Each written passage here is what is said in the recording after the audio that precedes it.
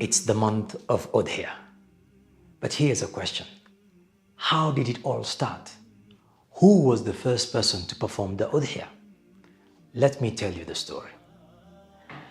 You and I go through tests in this world, but none of us comes to the level of being tested like Ibrahim alayhi salam.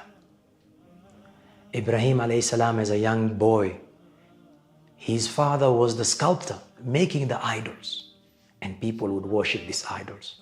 And he started asking his father questions. Father, why do they worship things that we make with our own hands? Why do they call to things that can't speak? And his father warned him until he got to a situation and told him, son, if you don't stop, I will kill you. As a young man, he wanted to teach the whole village that there is only one Allah, where he destroyed all the idols and kept the axe on the biggest one. And when they asked him, who did this?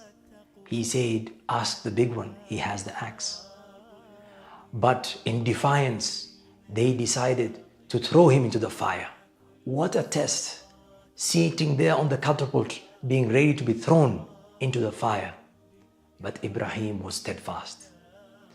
As a husband, he travels with his wife and their infant son and get to an empty desert with no one nearby.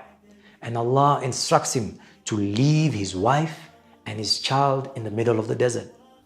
And Ibrahim alayhi salam followed the commands of Allah and left his wife there and walked away.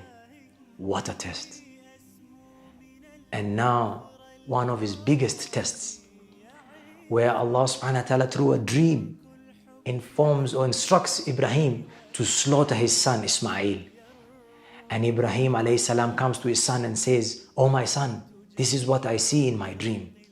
And his son, an obedient son, also being tested, he said, oh my father, do as you have been commanded. Inshallah, you will find me of the patient. And when the father and son have both submitted and were ready to commence the sacrifice, Allah stopped them and provided with them a sheep to slaughter. And in honor of Ibrahim alayhi salam and Ismail alayhi salam, millions and millions around the world in this month of Dhul Hijjah perform the Udhiya. After every hardship, there is ease. Here are some lessons we get from the story of Ibrahim and Ismail alayhi salam. We have learned some lesson from Ibrahim's alayhi salatu wassalam's story. The first lesson is Ibrahim alayhi salatu wassalam was ordered to slaughter his son. We learn from this story, this commandment of Allah subhanahu wa ta'ala, that the udhiyya and sacrifice is the sunnah of Ibrahim alayhi salatu wassalam, and we should do it as our Prophet also told to do.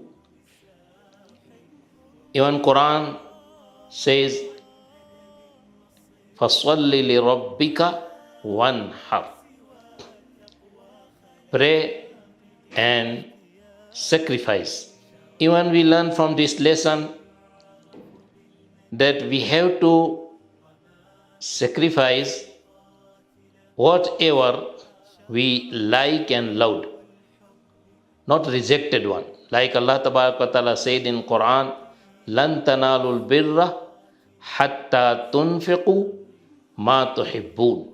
لَن تَنَالُوا الْبِرَّ, you will not get ajr, you will not rewarded by Allah subhanahu wa ta'ala unless you sacrifice whatever you like.